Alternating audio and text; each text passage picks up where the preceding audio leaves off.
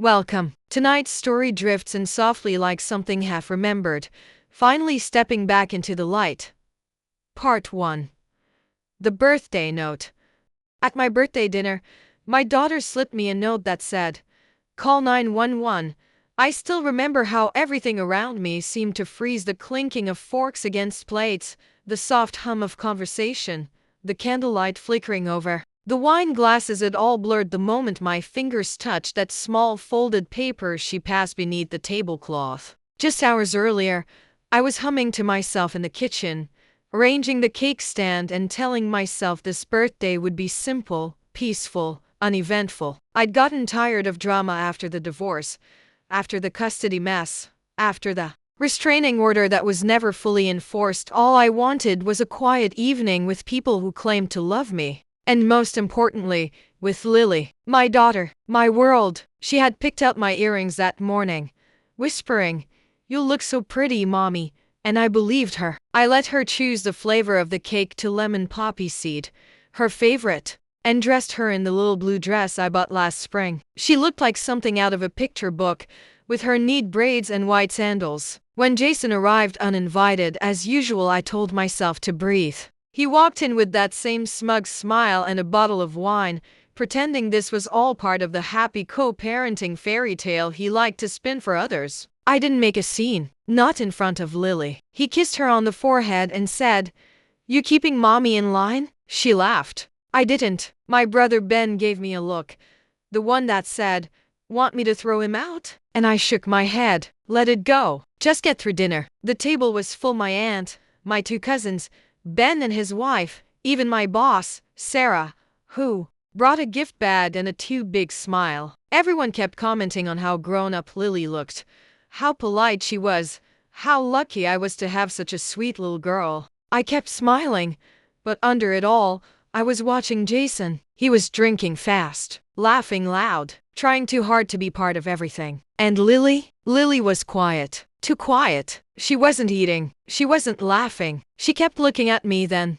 at him, then at her lap. I remember at one point, she dropped her fork or pretended to, and when she ducked under the table to grab it, she stayed down just a second too long. I thought nothing of it, until 10 minutes later, when she leaned toward me and slipped something into my hand. Just a scrap of paper folded twice, creased like she'd been holding it for a while. I opened it under the table with one hand, trying to keep my face still, and saw 5 words that didn't make sense at first. "Call 911. Don't say anything." My heart stopped. I looked at her. She was staring at her plate, her hands folded in her lap like a doll. I looked at Jason. He was telling some story to Ben, gesturing wildly, not paying attention. My mind ran wild. Was this a joke? Was she playing? No, Lily doesn't joke like that. She's 7, but she knows what 911 means. I taught her how to call it, when to call it, what kind of emergency was serious. I swallowed hard. I couldn't speak, couldn't move. My hands were suddenly cold. I folded the note back into my palm and excused myself calmly, casually, saying something about checking the oven. I walked into the kitchen, heart pounding, so loudly I could barely think. I pulled out my phone and stared at it. "Call 911. Don't say anything." I tapped in the numbers. My thumb hovered. What was I supposed to say? My daughter gave me a note. I don't know why. My ex is in the room. I'm scared. But before I pressed call, I heard her voice behind me, soft, almost whispering. "He told me not to tell, but I couldn't let you sit next to him and not know." I turned, and she was there, holding the edge of the doorway like it was the only thing keeping her upright. Her voice cracked. "Mommy, he's been coming in at night." My phone fell to the floor. Everything inside me shattered at once. I picked the phone up off the floor with shaking hands, heart pounding so loud I could barely hear myself breathe. And just as I started to dial 911 again, I heard footsteps in the hallway, slow, deliberate, like someone wanted me to know they were coming. I shoved the phone behind the toaster and grabbed a glass from the counter, filling it halfway with water as he walked into the doorway. Jason. He leaned on the frame like he owned the place, smirking just enough to make my skin crawl, and said, "You disappeared. Everything okay?" I forced a smile and held up the glass. "Just needed a breather. A little hot in there." He watched me too long. His eyes didn't match the tone in his voice. Then he nodded slowly and stepped back, without a word, but my stomach didn't unclench. When I came back to the dining room, the noise felt fake, too bright, too loud, like everyone was acting in a play and I was the only one who missed the script. I sat down, tried not to look at Lily, though I could feel her eyes on me. My chest ached. My fingers curled over the edge of the seat. I wanted to grab her and run. I wanted to scream. But instead I picked up my fork, cut a piece of cold chicken, and chewed like I wasn't dying inside. I stared at Jason's hands, at his sleeves rolled up past the elbows, and suddenly remembered the night he'd shoved a door closed so hard it left a crack in the wall. I remembered the night Lily wet the bed and he'd said it was because I was raising her too soft. I remembered the way she started hiding under blankets when she heard keys in the lock. And I knew I had waited too long to listen to her fear, and now she had to write it on paper. I glanced down. She was sitting still, too still, and her little hand was holding her dress in a tight fist. Then I saw her lip trembling. Just barely. That was enough. I stood up. I forgot the candles, I said loudly, and walked out of the room like my legs weren't shaking. I went straight for my purse, found the phone, and locked myself in the guest bathroom. I called 911. When the operator answered, I didn't speak at first, just cried, quietly, behind my hand. Then, I said, my daughter gave me a note at dinner. She said, call 911, don't say anything. And I believe her. Her father is here. I think he's been doing something to her. I don't know what yet. But please, I think she's scared of him. And I think she's trying to save me, too. The dispatcher's voice was calm, steady, a lifeline in the chaos inside my head. She asked for the address, and I gave it. Asked if the child was in immediate danger. I said I didn't know, not yet, but I believed something had been happening behind closed doors. I told her Jason was in the house, that he didn't know I'd called, that Lily was with him right now, sitting at that table like nothing was wrong. She told me to stay on the line, but I didn't want him hearing me if he walked by. So I whispered, please hurry, and hung up. I flushed the toilet to make it sound like I'd actually used the bathroom, then stepped out with my face composed but my hands still trembling. I walked slowly back to the dining room, and Jason looked up mid-laugh, his smile faltering when he saw me. Everything okay? He asked, and I nodded, the lie sticking in my throat. I sat down. Lily caught my eye for just a second, and something in her relaxed barely, like she knew I had heard her, like she was holding onto that tiny thread of hope that maybe this time someone would believe her. I reached for my wine glass just to keep my hands busy, heart thudding as I watched the clock on the wall. 10 minutes passed, then 15. I kept talking, smiling, pretending, asking people about their jobs and kids and vacations, while every second dragged across my nerves like glass. I had no idea how the police would enter, if they'd knock, barge in, come through the back, but I kept waiting for the moment the air would change. And then it did. A knock at the front door. Not loud, not forceful, just firm. 3 knocks. Jason's eyes flicked up instantly, like a dog hearing its leash jingle. He stood, already halfway there, when I spoke. I'll get it, I said, standing up too fast. I reached the door before him and pulled it open without looking back. 2 officers, 1 male, 1 female. The woman's eyes locked onto mine, and she said softly, we got a call from this address. Is your daughter here? Jason appeared beside me, a confused grin plastered across his face. Is there a problem, officers? He asked, playing dumb so perfectly I could have screamed. But the female officer didn't look at him. She looked at me, waiting. I swallowed and stepped aside. Yes, I said quietly. She's here, and she needs help. The room fell silent behind us as the officers stepped inside, like the whole dinner had paused mid-bite, mid-laugh, mid-lie. Jason let out a confused laugh, trying to make it all seem like some hilarious misunderstanding. Look, if this is about noise or something, we're just having a little birthday dinner. Nothing crazy. But no one was laughing. The male officer stood back, watching him while the woman moved further into the house. Can I speak with your daughter? She asked, and Jason stiffened. Wait, what's this about? He said, voice rising just slightly, just enough for the edge to show. I stepped forward. "She's in the dining room," I said, and led the officer through the hallway, past the kitchen, into the glow of candles and the frozen faces of my family. Lily sat still in her chair, like she'd been holding her breath for hours. The moment she saw the uniform, her eyes went wide, and for a terrifying second, I thought she might bolt or cry or deny everything. But instead, she stood up, quietly, and reached for the officer's hand. Just like that. No words, just trust. Jason's voice followed us like a storm cloud. "Hey, wait a minute.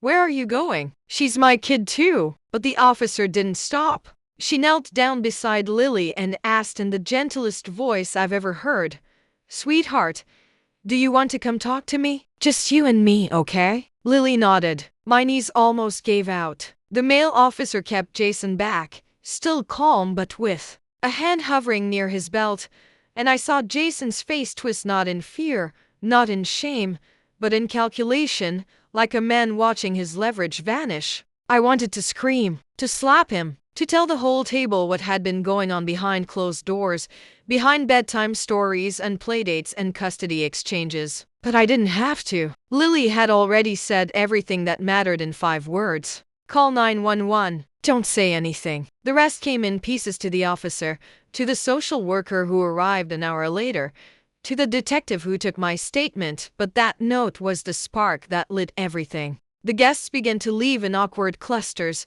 murmuring things they didn't know how to mean. Jason was eventually cuffed, not arrested. Not yet.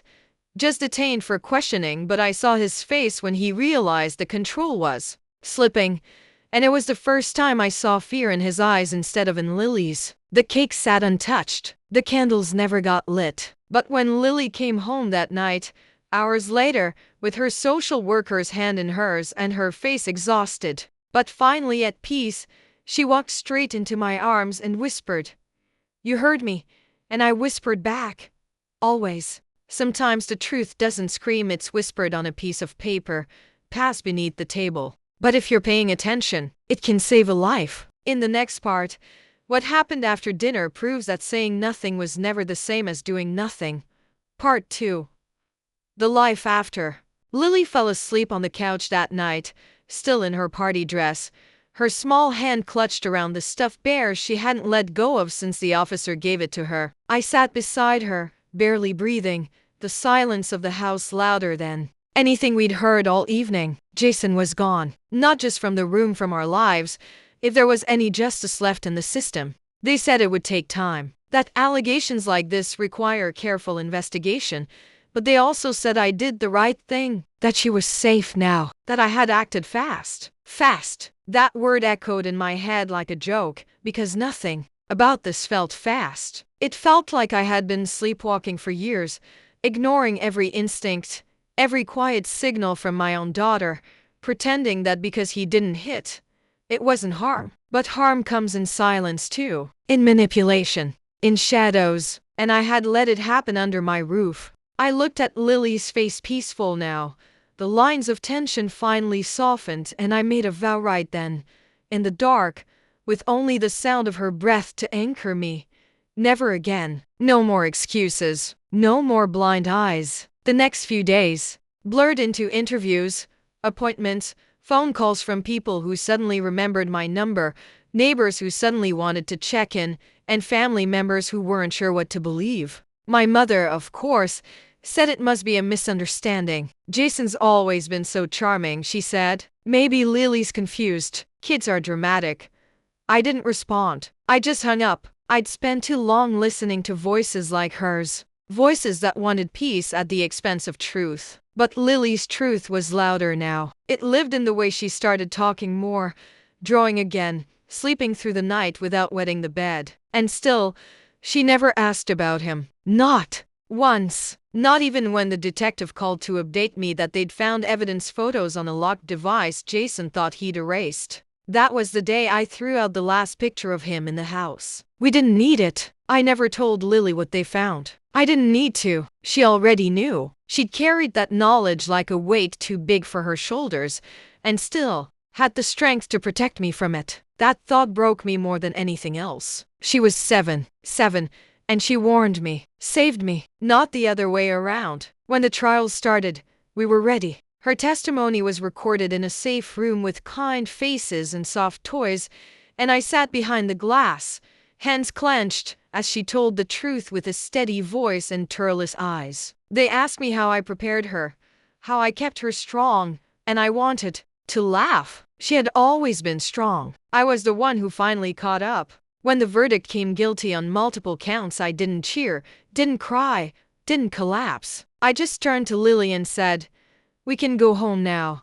And she smiled. That kind of smile that only comes when a child feels light again, free again. We moved a few months later. New city, new school, no more secrets. On the night of her 8th birthday, she handed me a card before the cake. Inside it, in her new, careful handwriting, were just 4 words. "You heard me. Thanks." I held her close, and this time, I was the one who didn't let go. People think healing looks like sudden joy, like laughter returning overnight or sleep coming easy after the storm, but it doesn't. Healing looked like Lily brushing her own hair in silence every morning, flinching a little less each time I walked into the room, slowly beginning to trust that my footsteps wouldn't bring shouting, that doors wouldn't slam, that bedtime meant safety and not waiting for something bad to happen. I enrolled her in a small art class down the block, and after 2 weeks she brought home a painting of a house with a giant sun in the corner and 3 stick figures holding hands, one tall, one small, and one off to the side with its face scribbled out. She didn't say who that one was. She didn't have to. I hung it on the fridge anyway, and she smiled like maybe, just maybe, she believed she was allowed to smile again. At night,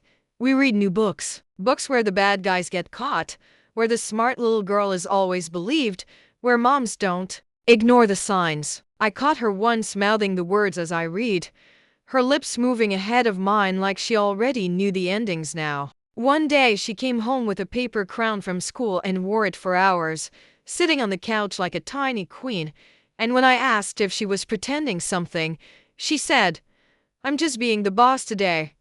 I laughed harder than I had in months. I made us pancakes for dinner and let her pour too much syrup. And that night, when she hugged me goodnight, she said, "Mommy, you feel different now." I didn't ask what she meant. I just held her tighter, because I already knew I was different. I was finally showing up for her the way I should have all along. Not just when it was easy, not just when it was safe, but in the messy, terrifying, world-shifting way that being a real mother sometimes demands. Sometimes I wondered how different things would have been if Lily hadn't passed me that note, if I had ignored it, if I had smiled through the rest of that birthday dinner and sent everyone home with leftovers and fake hugs. That thought haunted me more than any nightmare. I thought about it when I packed up our old apartment, donating things that once felt like home but now just smelled like memory. Her crib, his bookshelf, the family photos where I had to cut out his face. Lily watched me with quiet eyes as I worked, like she understood we weren't just moving across town, we were moving out of the shadow he left. In the new place, I let her pick the paint for her bedroom walls. She chose yellow. "It's happy," she said. I didn't argue. I bought her the kind of bed I never had as a kid, with a canopy and twinkle lights and pillows shaped like clouds. On the first night in that room, I heard her giggling to herself, just soft little bubbles of laughter, and I leaned against her doorway and let it wash over me. That sound was proof that healing wasn't always loud or dramatic. Sometimes it was a child laughing alone in a room where she finally felt safe. School started, and Lily made friends faster than I expected. She told her new teacher that we used to live in a place with ghosts, and when the teacher asked if she meant haunted, Lily said, "No, just the kind that don't leave until you talk about them." I smiled when the teacher told me that. I didn't correct it. It was her truth. Every day I picked her up, she came running with something new, a drawing, a joke, a question I didn't always know how to answer. Like, why do some people hurt the people they're supposed to love? And I told her what I knew, because some people are still broken inside. But that doesn't mean you have to carry their pieces. She nodded like she got it. And maybe she did. We baked cupcakes on weekends, built a little herb garden on The balcony started a tradition of Friday movie nights with popcorn and glow-in-the-dark stars on the ceiling. Our world shrunk down to the two of us, and yet it felt bigger than it ever had when we were pretending everything was fine. And the best part? She slept through the night. Every night. No more shadows under her eyes. No more checking the locks 3 times. No more waking up to her standing silently in my doorway. The ghosts really were leaving. A few weeks after her 8th birthday, Lily asked if we could bake a cake together, just us. No one watching. No one coming over. I said yes before she even finished a sentence. We spent the afternoon in pajamas, flour on our faces, laughter in the kitchen where fear used to live. I let her crack the eggs, stir the batter, taste the frosting with a wooden spoon. She licked it, grinned, and said, "I think it's the best one yet." And I knew she wasn't talking about the cake. Later that night, after she fell asleep in bed surrounded by books and stuffed animals and things that made her feel safe, I sat alone in the living room with a glass of wine and opened the box I had kept hidden in the closet since the trial. Inside were court papers, a copy of Jason's sentencing, and one last note I had never let her see, the one he wrote me before they took him away. "You've ruined my life," it said. "She'll hate you for turning her against me." I read it once more, then calmly tore it in half, then in quarters, then in so many pieces it would never be whole again. I didn't cry. I didn't tremble. I just smiled, slow and steady, because I knew the truth. I didn't ruin anything. I rebuilt it. I burned the lie and built a life. Lily didn't hate me. She trusted me. She chose me. And the fear he thought he could trap us in, it didn't live here anymore. I got up, walked to her room, and watched her sleep for a few quiet minutes. Her chest rose and fell in perfect rhythm. Her brow relaxed, her hands unclenched. I kissed her forehead and whispered, "We made it." She didn't wake up, but I saw the tiniest smile pull at her lips, like somewhere in her dreams she heard me and believed me. And in that moment, I knew I would never doubt myself again. Because the girl who once handed me a note that said, "Call 911" now lived in a world where she didn't need to. Not anymore. Not every story of revenge ends with fire or fury. Sometimes, the most powerful revenge is peace, building a world where fear has no place, and silence is no longer survival, but safety. Lily didn't just escape her past, she rewrote her future. And I didn't just protect her. I became the mother she always needed, the one who listens, the one who stays. This wasn't a loud revenge. It was a quiet triumph, a life reclaimed, a childhood restored. Thank you for watching her journey. Everything you saw, every detail, every emotion was imagined and created by me, the storyteller behind this channel. This story is an original creation by the author of The Sweetest Revenge.